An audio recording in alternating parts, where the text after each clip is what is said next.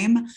Thank you so much for joining our table on LeadingAge New Jersey and Delaware. We've prepared a short slide deck to go over about our network of mission-driven senior care organizations and how we're going about working to advance age-friendly and quality aging services in the state of New Jersey. So I'm going to review that presentation briefly, and then we really want to open it up for discussion. As Althea and Emily mentioned earlier, we encourage you to put your questions in the chat as you think of them. My colleague Ivy will be monitoring them throughout the presentation, and afterwards, you can continue to use the chat or the raise hand function to chime in with any questions or comments. Until the Q&A, we just ask that everyone please mute themselves just so we can reduce any background noise. First, I want to introduce myself. My name is Meagan Glaser, and I am the Vice President of LeadingAge New Jersey and Delaware. I'm joined today by my colleague, Ivy Beck, who is our fabulous Communications and Events Manager. I personally have more than 15 years of policy advocacy experience in the nonprofit sector. Before LeadingAge, I worked for a New Jersey state assemblyman. I served as an Eagleton Fellow in the governor's office under the Corzine administration. And I'm just really happy to be here today. LeadingAge New Jersey and Delaware is an association of primarily not-for-profit, mission-driven aging services providers caring for older adults. Our network really spans the continuum of care. So we represent skilled nursing homes, assisted living residences, life plan communities, but also home care organizations. So programs like PACE, the assisted living programs, which I know is presenting today at the conference as well. And then more than half of our membership is actually independent senior affordable housing communities, primarily HUD 202 properties that really their mission is to serve low income elders. We do have a national partner, LeadingAge, which is based in Washington, D.C., and our network spans 38 state partners and 5,000 organizations. Here in New Jersey, where most of you are from today, we have around 145 members, plus we've recently expanded our mission into Delaware. You can locate mission-driven nonprofit aging services folks on our website. We have a membership directory, and we also have a really cool Find a Provider tool, which I just saw Ivy pasted the link in the chat for you all. And you can narrow down your search by geographic area or service line. So if you know you're looking for home care or in a nursing home in a specific county, the tool on our website allows folks to do that. And then of course, you can always email or call Ivy and I. We're happy to assist you. And all together in this network, we're really working to build a more equitable and inclusive aging services sector. This is just a nice infographic of our membership and just really how important it is to belong to a network like ours, because the aging services landscape, as I'm sure you're all familiar, is ever changing. I do just want to take a quick moment to point out our niche. You've heard me say it a few times about mission-driven providers, but it really makes all the difference because LeadingAge New Jersey Delaware, our organization, as well as our members, they're really resident focused and they're committed to the values that you see here on the slide. So, things like quality and innovation, integrity and transparency, compassion and community, and diversity and equity. These are really the values that the groups we work with prioritize and are committed to. As an association, we provide a whole host of professional resources for aging services providers. And by us supporting them, it allows them to help improve the quality of life for older adults in New Jersey. On the slide, you can see a couple of the things that we do. Legislative advocacy has been huge at both the state and federal level. So we monitor and advocate on bills that affect the sector as well as impact older adults. We at LeadingAge provide policy and regulatory guidance. This was incredibly valuable to our members, especially during the COVID pandemic, where the guidance was changing sometimes hourly. And then there's been a lot of new regulations, and it's hard to make sense of all of that. And we want to make sure we're providing quality care. So we help folks kind of analyze and synthesize that. Education and professional development is key in order to make sure that we're providing quality care. So they host lobby days, national conferences, a leadership summit, and other trainings. Here in New Jersey, we host educational opportunities throughout the year. Our annual conference is always in June in Atlantic City. So great place to network, share best practices, but also for folks to earn their CEUs, many of which to maintain their licenses. For our affordable housing members, we have a fall and spring training every year. We have roundtables and committees, which really allow aging services professionals to share opportunities. Once again, information sharing is key, best practices, and then research. Our national office has a number of centers on workforce, centers on technology innovation, and they conduct research in the field of aging services and the growing needs for older adults. So that was a very condensed, high-level overview of who we are at LeadingAge New Jersey and Delaware. I invite you to explore the resources hyperlinked here on the slide, which I know Althea included in the program guide as well. There's a lot of wonderful 1 to 2 pagers, which Ivy will also paste the links to in the chat, along with the link to this presentation. And last but not least, I encourage you to connect with us after this event. We have a number of social media network channels that you can connect with us on, and there's lots of ways to continue working with us. So please do reach out to our office, and I really do appreciate you coming to this table this morning. I thank you for your time. And at this point, we want to open it up for Q&A. Once again, really want to foster further conversation and network to build connections in support of quality aging services. So please introduce yourself in the chat, take yourself off of mute, and let me know what's on your mind.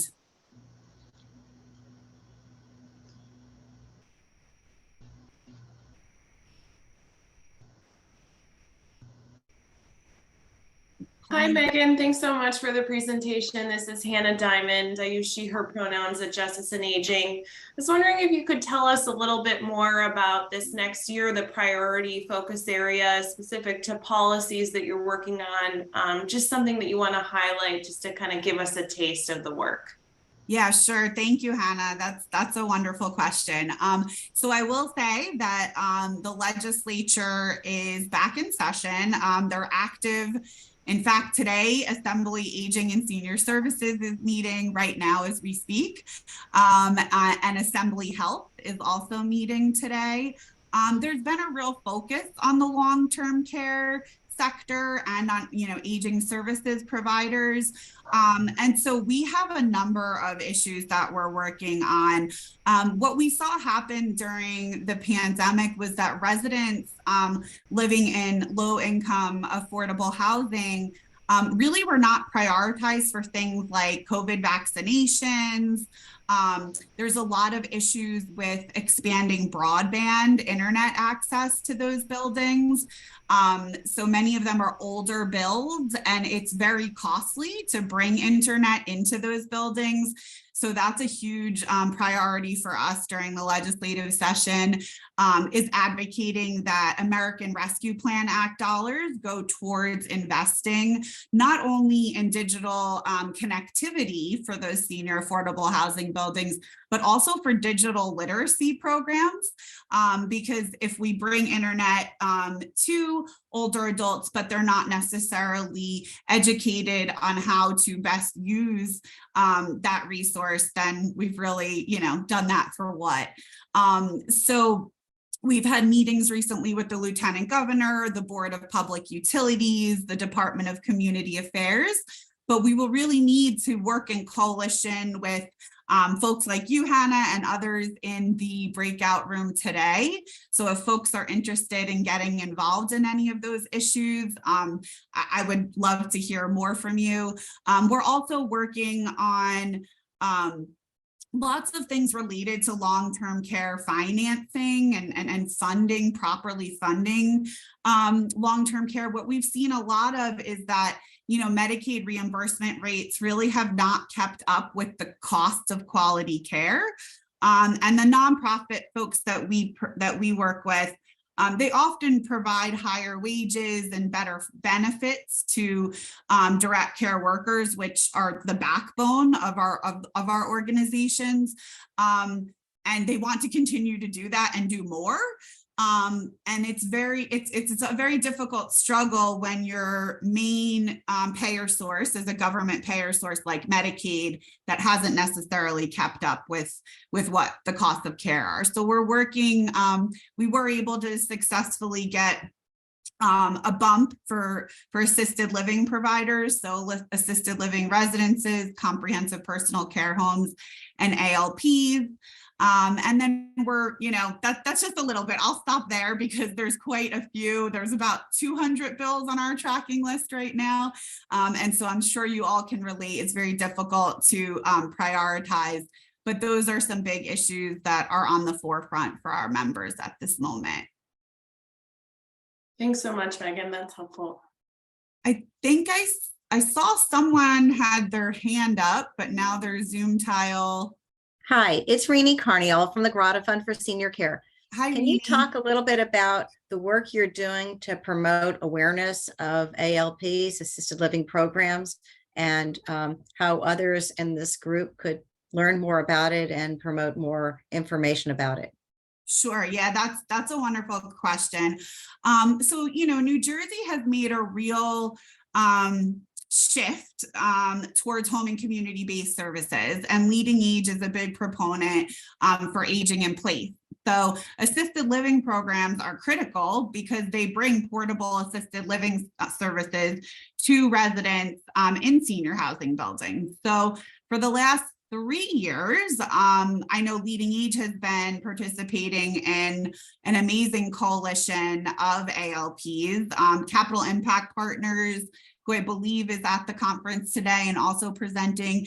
They sort of facilitate the coalition, but it's the providers themselves that are really driving forward. And so through that coalition, we've been able to learn a lot about the challenges for ALPs to really scale up the program. It's a unique program to New Jersey, and it's actually been held up as a model to replicate throughout the nation. So what we personally at our association have been doing is we host housing roundtables. And so those housing roundtables have housing managers, resident service coordinators, and occupancy specialists that gather on a quarterly basis. And so we've really just ramped up public education among our providers in our network by having, we had a couple of the Brightside, you know, runs an ALP. And so we've had Elizabeth Davis present, we've had Rebecca Lynn present, we've had Candace present. So it's been really helpful just to increase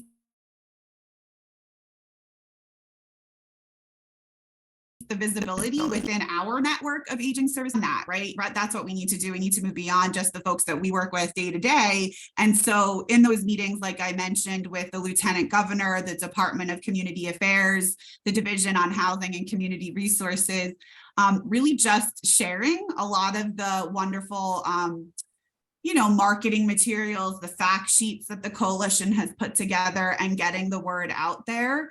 An exciting kind of new development is there was a staffer who was at the governor's office. Her name's Kaylee McGuire. Don't know if she's here today or not, but she did wonderful work within the Department of Health. and in the governor's office, we worked with her there. And now she's moved over into an assistant commissioner position. And I really do think like building those types of relationships with folks in leadership within the departments and within the administration and within areas like this where we can have a conference and share information, just continuing to have those conversations one-on-one is really going to be what helps move the bill forward, which helps move ALPs forward.